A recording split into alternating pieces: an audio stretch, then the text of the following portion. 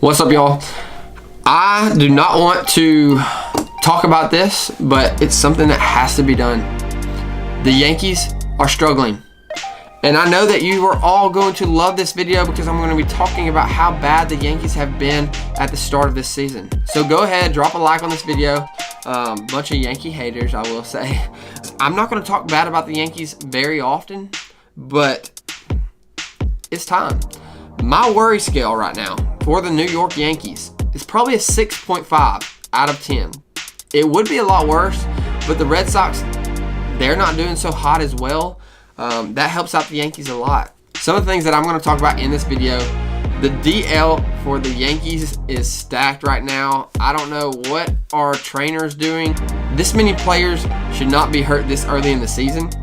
Also, I want to talk about the Yankees pitching, hitting, one good thing about the Yankees so far this season, and then what we are looking at going forward and how important this series against the Red Sox will be coming up. Let me start off by saying this. It's hard to win games when half of your starting lineup is on the DL.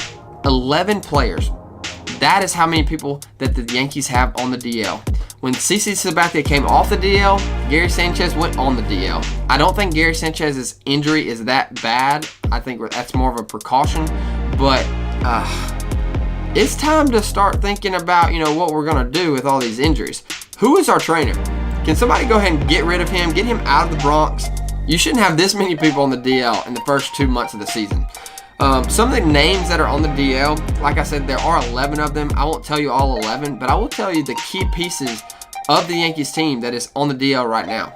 Didi Gregorius, Gary Sanchez, Miguel Andujar, Luis Severino, Giancarlo Stanton, Dylan Patances, Aaron Hicks, Tulowitzki. Yes, he stays on the DL. I'm not mad about that.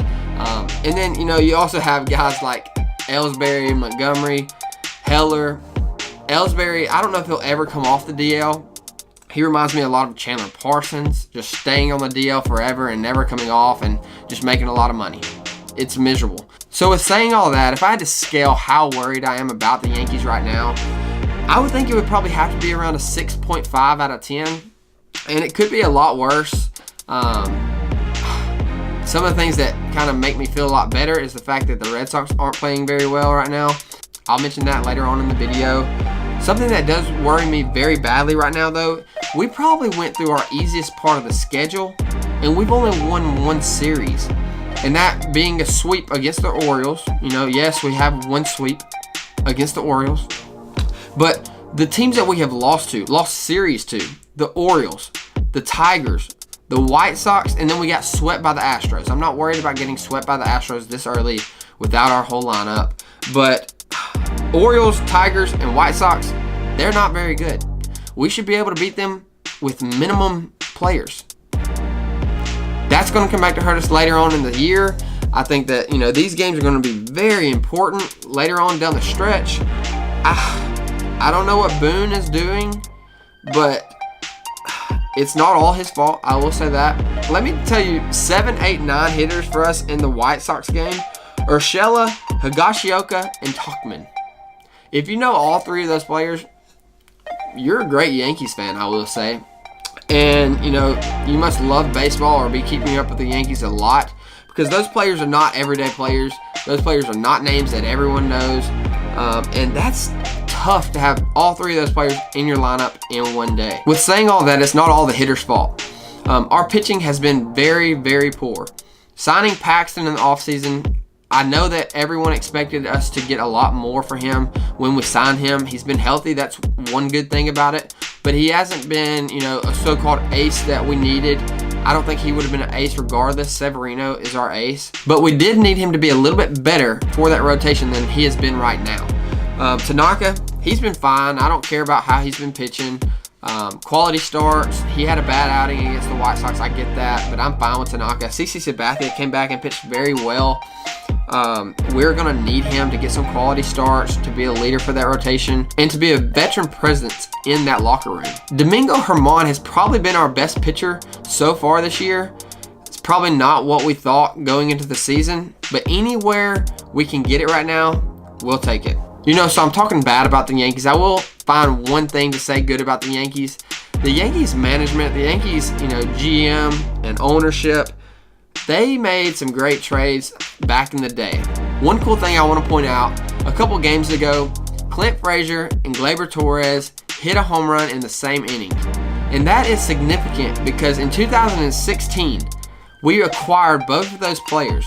One being Gleyber Torres from the Cubs for Aroldis Chapman, and two being Clint Frazier from the Indians for Andrew Miller. Seeing that's kind of fun to see, seeing it go complete circle. Yes, we got Chapman back, so that trade was even better. But Gleyber Torres, he's a gamer. Clint Frazier, I hope he's going to be good. He's showed flashes of greatness this year. He's a little bit inconsistent, strikes out a lot right now. I think he's going to be fine if he becomes an everyday player. But, just to see both of those guys homer in the same inning, that was a cool moment for the Yankees, especially the management. So I will give a thumbs up for them on that. But other than that, right now, we just got to get healthy. Yes, I get it. 162 games, that's a long season. But these games, every single game matters. Because when you look at it at the end of the season and you're looking for 1 game, 2 games to clinch, 1 game, 2 games to make the wild card spot, that's what it's going to be like this year, I think, for the Rays, the Red Sox, and the Yankees.